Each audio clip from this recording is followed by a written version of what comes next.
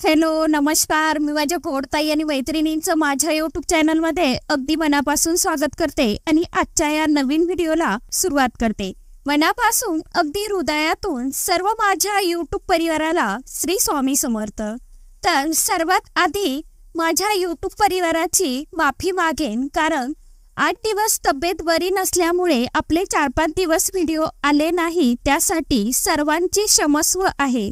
यानंतर आपले daily video रोज येतील।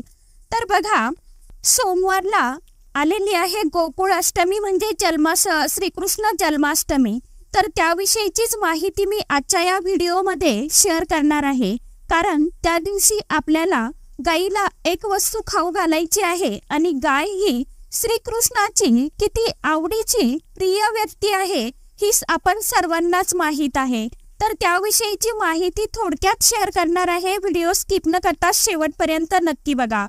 तर बघा, 26 ऑगस्ट वार सोमवारला आलेली आहे श्रीकृष्ण जन्माष्टमी आणि याच दिवशी श्रावणातील 4था सोमवार देखील आलेला आहे। गोकुळ अष्टमी हा सण अतिशय महत्त्वाचा मानला जातो, तसेच संपूर्ण भारतामध्ये हा सण अतिशय महत्त्वाचा मानला जात असतो। आनंदाने आणि मोठ्या उत्साहाने आपण साजरा करत असतो।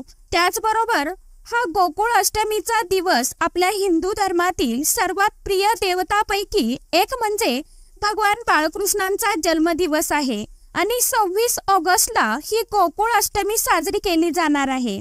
बाळकृष्ण हे भगवान श्री हरी विष्णू देवांचे 8वा अवतार आहे आणि आपण या दिवशी सर्व भाविक भक्त मोठ्या उत्साहाने मोठ्या आनंदाने हा जन्मदिवस साजरा करत असतो, ही जन्माष्टमी साजरी करत असतो। हिंदू धर्मानुसार श्रीकृष्णांचा जन्म हा मथुरेत देवकी आणि वासुदेवांच्या पोटी झालेला आहे, जेव्हा पृथ्वीवरती वाईट शक्तींचा भार होता आणि त्यांचा जन्म वाईटावर चांगल्यांचा विजयाचे प्रतीक आहे। त्यामुळे आपण या दिवशी मध्यरात्री भगवान श्री बाळकृष्णाची पूजा करत असतो। त्यांना आवडणाऱ्या ज्या काही प्रिय वस्तू आहेत किंवा नैवेद्य आहे, तर आपण ते भोग आपण श्रीकृष्णासाठी अर्पण करत असतो आणि पाळण्यामध्ये बाळकृष्णाला ठेवून स्वच्छ पाण्याने अभिषेक करून, त्यानंतर दह्या दुधाने पंचामृताने अभिषेक करून, परत स्वच्छ पाण्याने अभिषेक करून म्हणजे स्नान घालून स्वच्छ नवीन कपडे घालून आपण बाळकृष्णाला एका पाळण्यामध्ये किंवा झुला तयार करून घेतो। आता प्रत्येकाकडेच पाळणा असेल असं नाही, आता कोणी कोणी झोक्यामध्ये देखील हा झोका सजवून बाळकृष्णांची मूर्तीची पूजा करतात। त्या पाळण्यामध्ये बाळकृष्णाला विराजमान करून त्यांना झोका देऊन पाळणा आपण म्हणत असतो।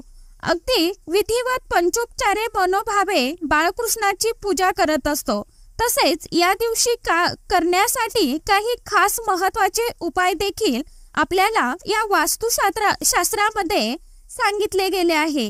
तर म्हणूनच आपण आजच्या या नवीन व्हिडिओमध्ये एक अतिशय प्रभावशाली उपाय मी शेअर करणार आहे। तर या पवित्र श्रावण महिन्यातील गोकुळ अष्टमीच्या दिवशी आपण गाईला ही एक वस्तू आवर्जून खाऊ घालायची आहे।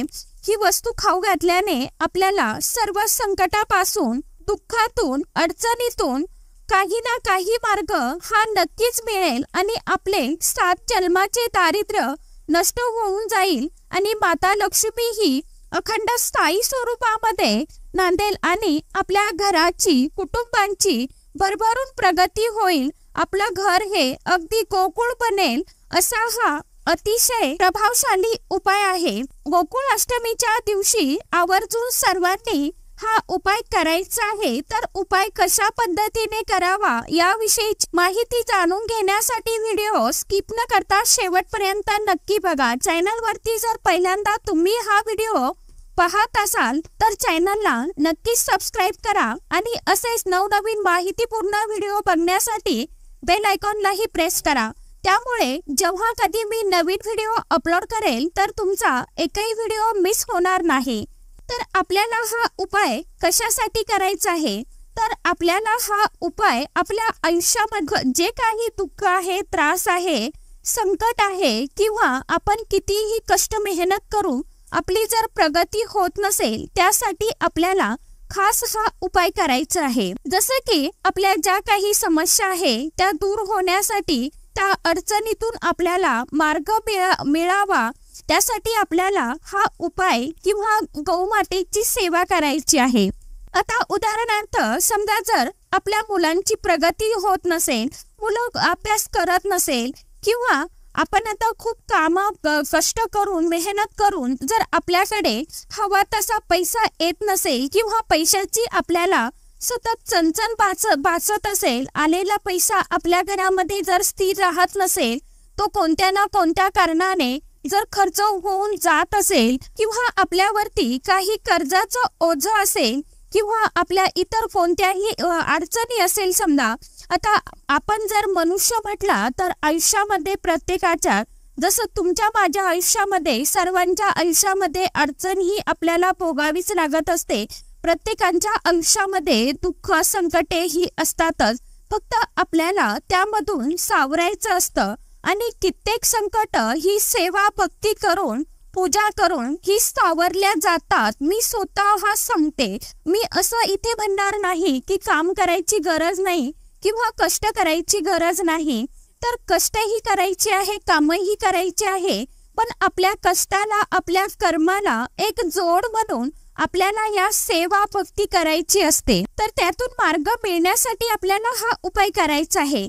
काय, गायीची उत्पत्ती ही समुद्र मंथनातून झालेली आहे आणि गायीला साक्षात माता लक्ष्मीचं रूप मानलं जातं आणि श्रीकृष्ण जन्माष्टमीच्या दिवशी बाळकृष्णांची पूजा करण्याला जितकं महत्त्व दिलं जातं तितकंच महत्त्व गायीची सेवा पूजा करण्यालाही आहे, कारण गाय ही श्रीकृष्णाची खूप म्हणजे खूप अतिप्रिय होती। त्यामुळे आपल्याला या दिवशी न विसरता हा उपाय आवर्जून करायचा आहे। खरोखर आपण हा उपाय मनापासून श्रद्धेने करा। भगवान बाळकृष्ण हे आपल्यावरती प्रसन्न होऊन आपल्याला नक्कीच आशीर्वाद देतील। म्हणून कृष्ण जन्माष्टमीच्या दिवशी गायीची सेवा करणं खूप महत्त्वाचं आहे। गायीच्या पोटामध्ये 33 कोटी देवी देवतांचा वास असतो आणि गायीची पूजा सेवा केल्यामुळे आपल्याला या 33 कोटी देवी देवतांचा कृपा आशीर्वाद आपल्याला मिळत असतो आणि त्याचं पुण्य देखील आपल्याला प्राप्त होतं। त्यामुळे आपल्याला हा उपाय आवर्जून करायचा आहे। उपाय अगदी साधा सोपा आहे, परंतु तुम्ही मनापासून आणि श्रद्धेने करा। तर काय करायचं आहे, आता बरेच जण असंही म्हणतील की आता त्या दिवशी सोमवार आहे, गोकुळाष्टमी आहे, म्हणजे श्रीकृष्ण जन्माष्टमी आहे, तर तसं काही नाही। उपवास हा आपल्यासाठी लावलेला असतो देवांनी। देवांना कोणताही उपवास नसतो, देवांना फक्त उपवास असतो तो एकादशीचा आणि महाशिवरात्रीचा। हे दोनच उपवास आपल्या देवांना असतात। या दिवशी देवाला किंवा गायीला चुकूनही आपल्याला जे अन्न पदार्थ असतात तर ते आपल्याला दाखवायचे नसतात।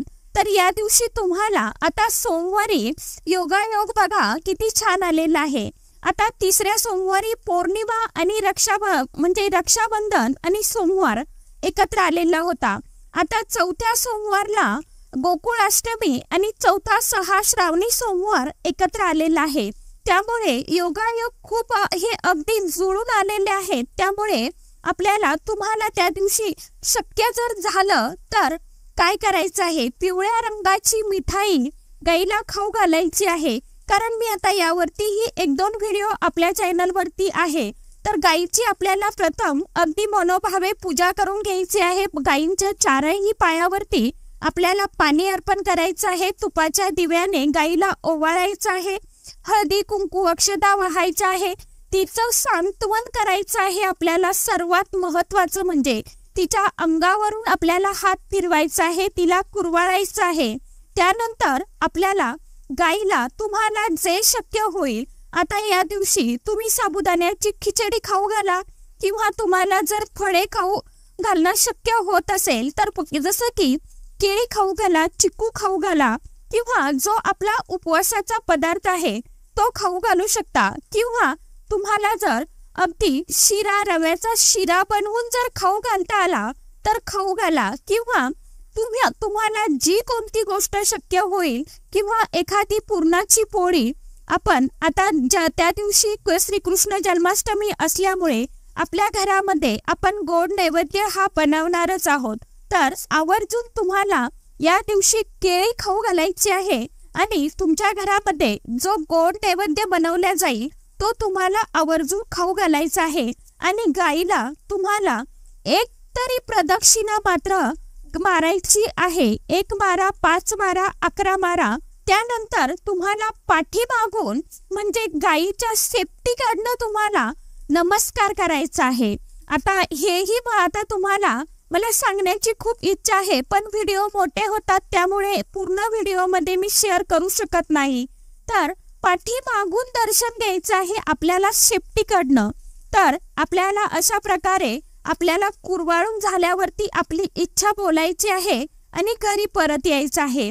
तुम्हाला नक्कीच काही दिवसामध्ये हळूहळू का होईना तुम्हाला याचे रिझल्ट जाणवायला नक्कीच लागतील, कारण मी हे उपाय स्वतः फॉलो केलेले आहेत, मी स्वतः करते। कारण माझंही काही काळ माझ्याही आयुष्यामध्ये कित्येक संकट, कित्येक प्रॉब्लेम होते। मी या सेवेतून, भक्तीतून, मी असं म्हणत नाही की मी बसून पूर्ण हे केलं सेवेनं, मी हे कष्ट केले, काम केलं तेव्हा कुठेतरी, आणि सोबत सेवा भक्ती केली, त्यामुळे माझं चांगलं झालं। म्हणजेच मला भक्तीचा, माझ्या कष्टाचा मोबदला माझ्या महादेवांनी मिळवून दिला। तर आजच्या व्हिडिओमध्ये इतकीच माहिती होती। कशी वाटली नक्की सांगा। व्हिडिओ आवडला तर व्हिडिओला लाईक, शेअर, सबस्क्राईब जरूर करा। परत भेटूया नवीन माहिती सोबत, नवीन व्हिडिओ सोबत। तोपर्यंत सर्व माझ्या YouTube परिवाराला श्री स्वामी समर्थ।